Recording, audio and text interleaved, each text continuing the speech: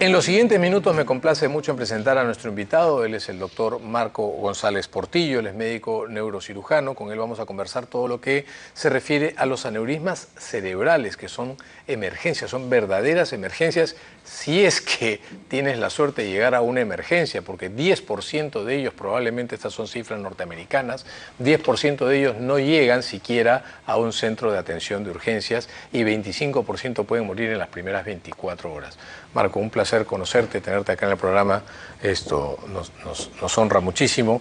Gracias por venir a conversar acerca de esta condición que no es muy frecuente, pero tampoco es rara, ¿no? Es buenos días, emergencia, primero, ¿no? Así es, aproximadamente de cada 100.000 habitantes, cada año 10 pacientes tendrán una ruptura de un aneurisma cerebral. Esas son las estadísticas. 10 de cada 100.000. Y es terrible. ¿Qué tiene que pasar en el cerebro para que las arterias del cerebro se vayan deformando y se produzca un aneurisma? Claro, se cree que es un defecto congénito de la pared arterial, de esa arteria del cerebro, que forma una dilatación sacular. Es como decir, un tubito forma unas ampollitas. Sí. Y esas ampollitas cuando se rompen es catastrófico, ¿no? Como tú decías, es catastrófico. 10 a 15% se mueren antes de llegar al a un hospital, ¿no? Otro 10% en los primeros 2-3 días. Claro. Y aproximadamente 40% en los primeros 30 días. Así es, es terrible, ¿no? Sí. Es terrible. Es cierto que han cambiado muchísimos abordajes terapéuticos y de manejo de los aneurismas, ¿no? Ahora inclusive pues la ciencia médica avanza extraordinariamente y se pueden hacer muchas cosas muy promisorias, pero sigue siendo una verdadera emergencia en muchos casos. Sí. ¿Cuánto tiempo antes de que de este descalabro se ha ido formando un aneurisma? ¿En cuánto tiempo se puede formar? ¿Da síntomas un aneurisma cerebral? Bueno, realmente se cree que una predisposición congénita que sí, con el tiempo, con un estrés hemodinámico, más la hipertensión arterial, se va formando en el transcurso de los años. Y generalmente se rompe entre los 40, 60 años y mayor incidencia aún entre los 55 y 60 años. Es el pico que se rompen los aneurismas cerebrales. Los aneurismas cerebrales lamentablemente son asintomáticos, al menos que se rompan o cuando alcanza un gran tamaño forma un efecto de masa, o están cerca de estructuras nerviosas, por ejemplo, un aneurisma comunicante posterior, que está comprimiendo el tercer nervio, producirá una tosis palpebral. Así es. Y el ojo no lo puede mover. Entonces el problema es que no sabemos en qué momento se va a romper. Sin embargo, en un 15% aproximadamente, antes de que se rompan, da unos síntomas premonitorios.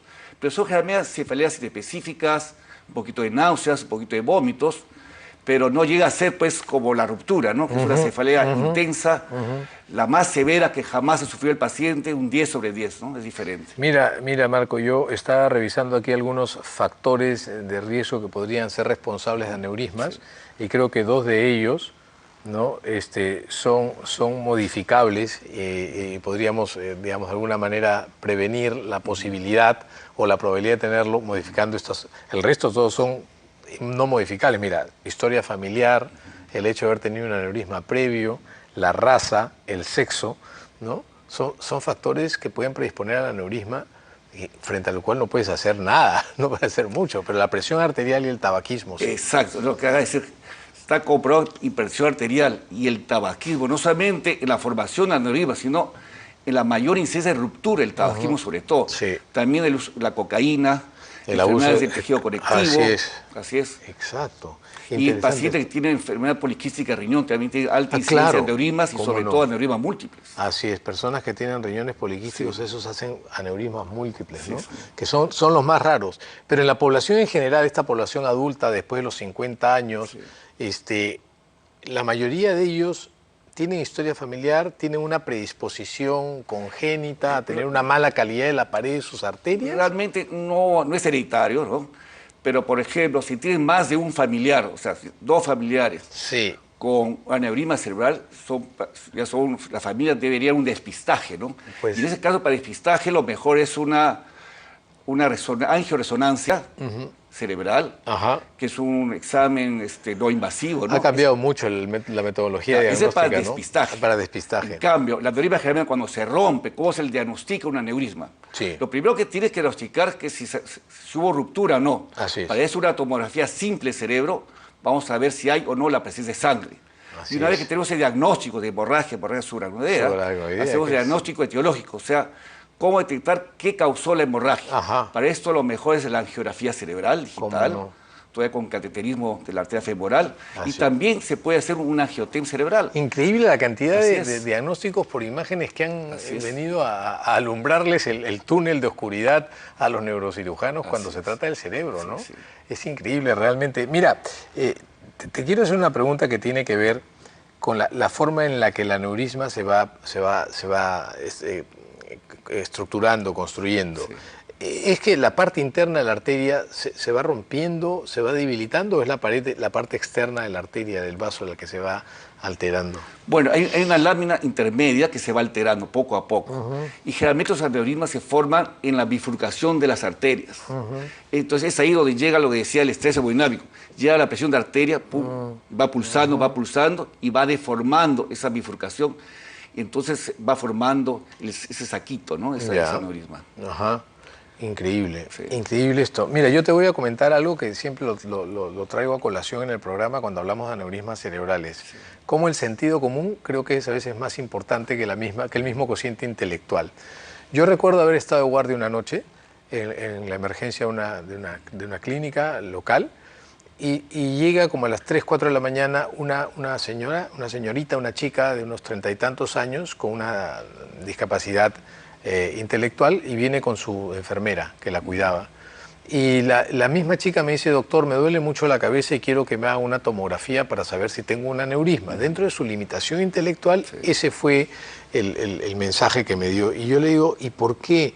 Me dice: porque me duele la cabeza y a mí nunca me duele la cabeza, pero porque en mi familia todos han tenido aneurismas.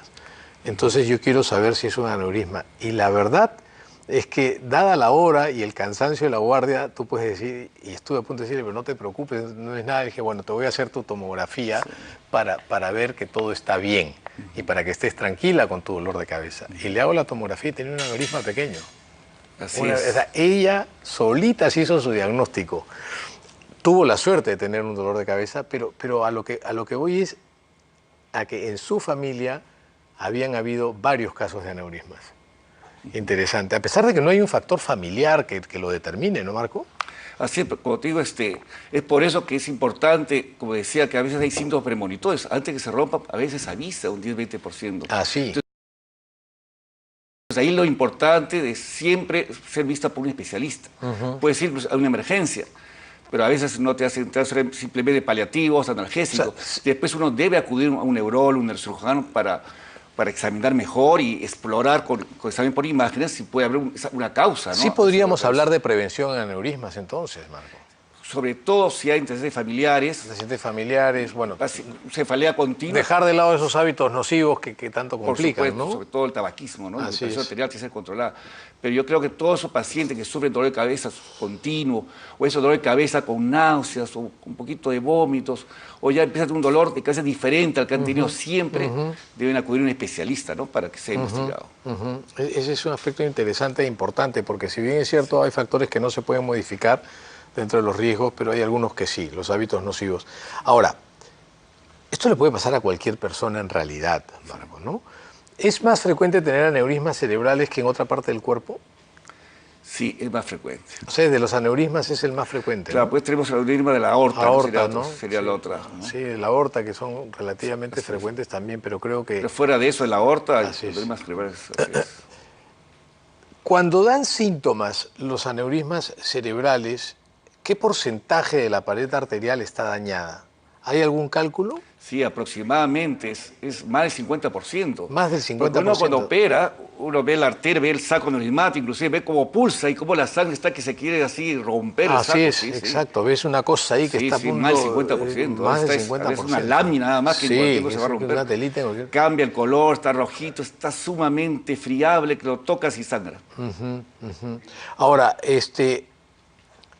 ¿en qué ha cambiado el diagnóstico? Cuando no había tomografía, ¿cómo se hacían los diagnósticos de aneurisma? ¿O todos eran descalabrantes? Bueno, generalmente se hacía el diagnóstico cuando ya había una ruptura. Cuando había ruptura. En todos esos casos, muchos años no había ni siquiera tomografía, entonces había que hacer una punción lumbar meter una agujita en la columna y ver el sangrado. Y aspirar líquido cefalorraquídeo y va a salir con sangre. Entonces ya el diagnóstico de hemorragia subaracnoidea. ¿Cómo no? Ahora, ¿es normalmente común encontrar un solo aneurisma o puede haber más de uno? Aproximadamente 25% de los pacientes tienen aneurismas múltiples. Aneurismas múltiples, 25%. 25% es alto, sí. Wow, Sí. wow. La supervivencia luego de la ruptura de un aneurisma, ¿de qué depende, Marco? Depende en qué estado clínico llegó el paciente. Si el paciente llegó en buen estado, consciente, orientado, sin problema neurológico, el tratamiento de la cirugía, los resultados son muy buenos, muy buenos resultados. Ya. O si el paciente llega en coma, descerebrando, entonces el pronóstico no va a ser muy bueno. También depende mucho del tamaño del aneurisma. Si es pequeño, mediano, entonces el resultado de la cirugía o la terapia endovascular va a ser muy buena. Si es complejo, grande, con cuello ancho, entonces es mucho más difícil, ¿no? Y el otro problema es la cantidad de sangre en la tomografía. Ciertos pacientes que tienen mucha sangre en la tomografía tienen mayor incidencia de vasospasmo. ¿Qué es el vasospasmo? Se presenta el 30%. Correcto. Aproximadamente un 30% de las arterias del cerebro, ya sea localizado o a un lado o difuso, como un reflejo se estrecha. Normal, claro, para no seguir se sangrando. estrecha y muchos de los pacientes tendrán una isquemia, un infarto cerebral. Entonces eso da una secuela neurológica, tal coma, inclusive puede llevar a la muerte. Marco, tenemos que irnos a una pausa comercial, pero tenemos un bloque más para seguir conversando. Perfecto. ¿Sí? No. Hombre, caramba, el tiempo es tirano, perdona. Marco, quiero agradecerte, pero quiero seguir conversando acerca de aneurismas cerebrales. Perfecto. Espero poder contar con tu ayuda. Ha sido un placer tenerte en el programa. Muchísimas gracias. Ha sido el doctor Marco González Portillo hablando sobre aneurismas cerebrales y nos quedó en el tintero una cantidad de cosas, pero viene la segunda parte. Nos vamos a una pausa y volvemos con más.